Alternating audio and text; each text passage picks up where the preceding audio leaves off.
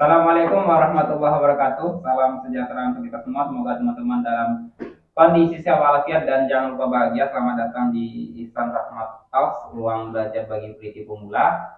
Silakan kalau ada yang bertanya lagi. Ini ada pertanyaan dari Eka Yuliana.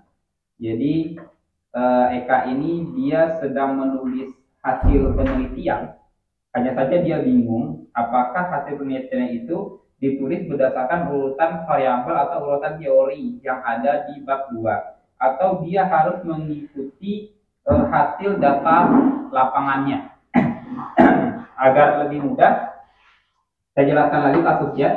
Hasil yang ada di bab 4 itu apakah mengikuti teori atau mengikuti analisis data lapangan? Jawabannya adalah ikuti analisis data lapangan. Itu jawaban utamanya.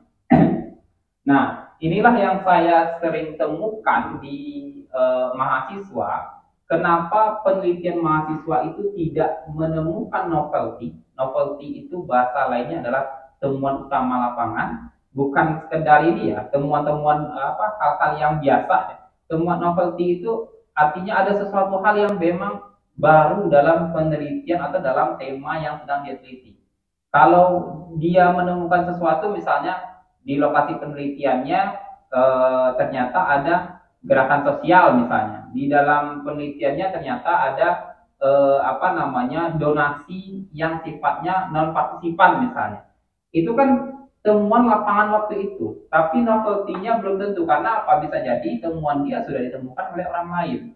Tapi yang disebut dengan temuan khas itu, novelty penelitian itu sesuatu hal yang memang belum ditemukan sebelumnya, ada kebaharuan atas penelitiannya. Nah, biasanya penelitian yang dilakukan oleh mahasiswa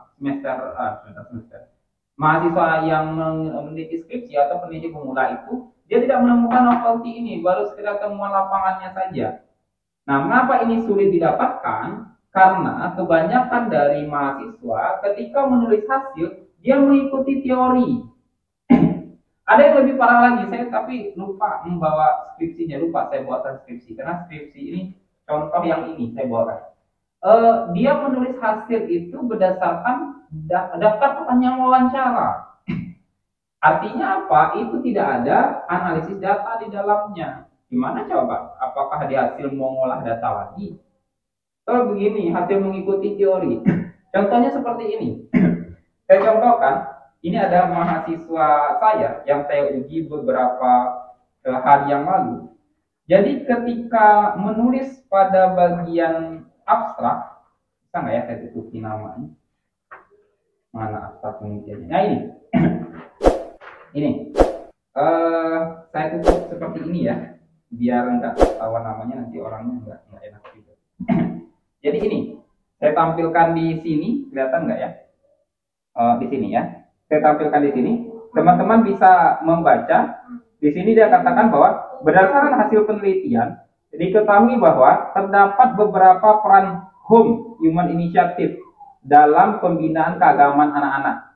Jadi katanya di lapangan itu dia menemukan peran dari home ini, milik human initiative. Pertama, peran sebagai komunikator. Kedua, peran sebagai motivator. Ketiga, peran sebagai fasilitator. Yang keempat, peran sebagai evaluator.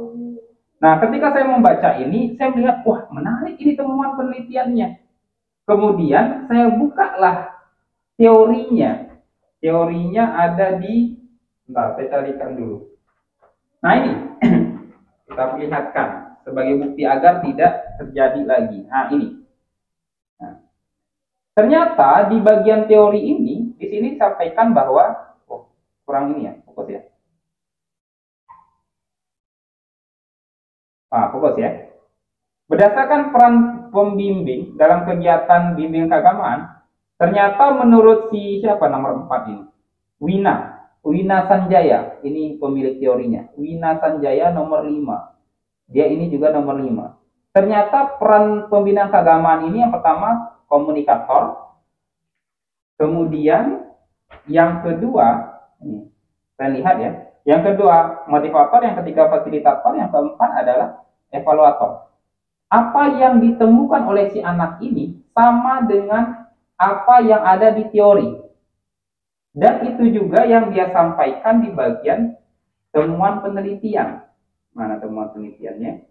Nah ini kan bagian-bagian temuan penelitian. Nah ini sama materinya juga seperti itu. Nah sehingga ketika sidang itu saya mengatakan bahwa skripsimu ini bisa gagal, saya bilang. Karena apa? Karena kamu memplagiasi temuan orang, kamu anggap sebagai temuanmu sendiri. Saya tanya bagaimana proses dia mengolah data. Ternyata benar. Dia mengolah data itu atau berdasarkan teori yang ada di sebelumnya. Kemudian dia menulis bab hasil itu berdasarkan urutan teori. Jadi bukan analisis data lapangan.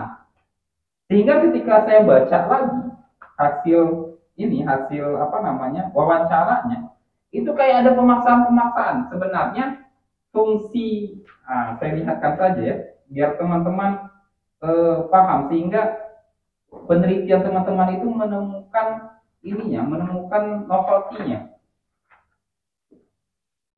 Mana ya? Kita perlihatkan saja, memang agak ribet ini. Mudah-mudahan teman-teman paham. Di sini kayak saya katakan tadi bahwa dia menulis hasil penelitiannya berdasarkan teori. Tapi teori ini yang dia judge sebagai ini temuan penelitiannya. Peran sebagai komunikator. Coba dibaca. Dalam pembinaan keagamaan, Hom berperan sebagai komunikator dalam penyampaian materi kepada anak-anak binaan. Sebagaimana Gusti Kumalasari mengatakan, ini petikan wawancara, peran pembina Hom yang telah dilaksanakan dalam penyampaian materi itu kayaknya bisa sih lebih ke menyenangkan, karena anak-anak menyampaikan kadang-kadang lewat nonton film. Kemudian lebih ke yang kelas SD ya kalau untuk itu. Kemudian tidak di kelas 6 SD, dalam sepekan sekali itu mereka benar-benar dibentuk kayak kegiatan PDP. Jadi kayaknya mereka berkelompok terus, satu kakak mentor yang menyampaikan materi setiap pekannya. Kalau seandainya bagian ini dianalisis, benar nggak wawancara ini merupakan peran komunikator? Saya tanyakan kepada anak tersebut, benar nggak wawancara ini merupakan bentuk dari komunikator? Coba dipahami lagi.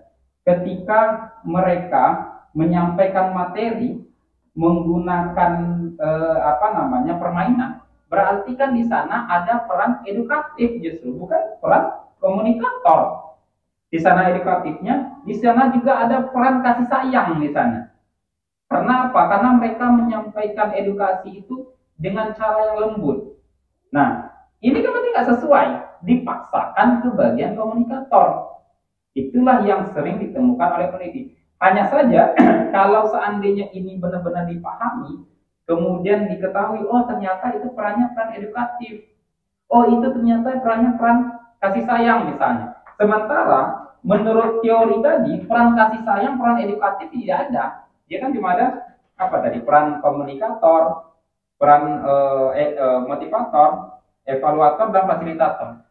Sehingga apa? Dari penjelasan ini akan ada temuan baru. Kalau seandainya si peneliti sebelumnya dia mengatakan ada peran dalam pembinaan keagamaan, oh ternyata ada dua tambahan lagi dari penelitian saya ini. Itulah yang disebut dengan penelitian novelty penelitian.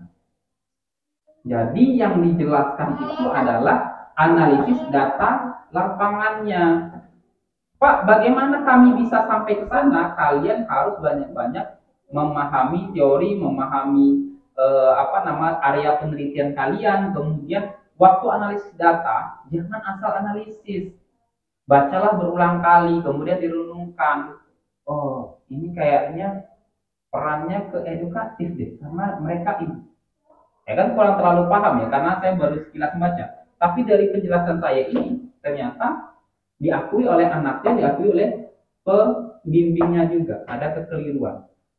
Kalau misalnya kalian mengikuti teori untuk penjelasan di hasil, bisa saya pastikan novelty-nya tidak ditemukan. Atau apa yang mau ditemukan. Contohnya seperti ini, contoh terakhir sebelum saya tutup. Mudah-mudahan kalian paham dan ada lagi yang bertanya. Kalau ada yang bertanya lagi di kolom komentar, artinya kalian merespon dan kalian paham. Manajemen misalnya. Misalnya judulnya manajemen pondok pesantren klasik di pulau terluar Indonesia. Terluar Indonesia. Nah, manajemen ini kan ada fungsinya ya. Fungsinya yang paling umum itu POAC. Kalau anak manajemen tahu. Ada planning, ada executing, ada organizing, ada controlling. Kalau seandainya teori ini ketika di lapangan ditanyakan, kemudian ketika dianalisis hasil, ini juga disamakan, kemudian di hasil penelitian ini lagi ditulis, pernyataan penelitiannya memang ada temuan penelitiannya. Karena memang manajemen pondok pesantrennya dari perencanaannya seperti ini. Executive seperti controlling. Tapi ini novelty-nya tidak ada. Karena apa? Penelitiannya sudah disetting oleh 4 indikator ini menurut ahli sebelumnya. Kualitatif itu kan penelitian ilmiah yang sifatnya alami, tidak ada settingan. Kalau seperti ini ada settingan berarti. Biarlah teori ini menyampaikan seperti ini, tapi dianalisis datanya nanti dilihat.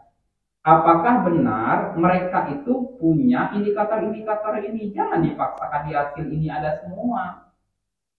Jangan-jangan di manajemen pondok pesantren klasik, karena dia klasik ya, jadi orang lain otomatis nggak paham manajemen. Di pulau terluar lagi, jangan-jangan mereka ketika melakukan sebuah kegiatan atau sebuah pengelolaan pondok pesantren itu dimulai dari ini dulu, aksi dulu. Pokoknya mereka kerja aja, implementasi. Setelah itu baru mereka rencanakan. Setelah mereka rencanakan bisa saja baru mereka organisasi. Organisasi itu menunjuk siapa-siapa yang mengerjakan seperti ini. Jangan-jangan urutannya seperti ini kalau bagi orang yang nggak paham manajemen. Kalau seandainya sampainya seperti ini, menarik penelitiannya, ternyata bagi orang yang nggak paham manajemen, apalagi untuk mengelola pondok, POAC yang klik ini tidak semestinya seperti itu. Jangan-jangan POAC ini bisa digunakan untuk industrial saja, untuk perusahaan. Tetapi untuk orang yang nggak paham, apalagi pengelolaan pondok pesantren yang sifatnya untuk pendidikan, pola manajemen seperti ini yang digunakan oleh orang. Kalau seperti ini, insya Allah novelty penelitiannya ditemukan. Mudah-mudahan bermanfaat. Siapa tadi yang nanya? Siapa tadi yang bertanya? Mudah-mudahan paham ya Mbak Eka bagaimana cara menemukannya. Jawaban utamanya sudah saya sampaikan di sini. Ini hanya keterangannya saja. Assalamualaikum warahmatullahi wabarakatuh.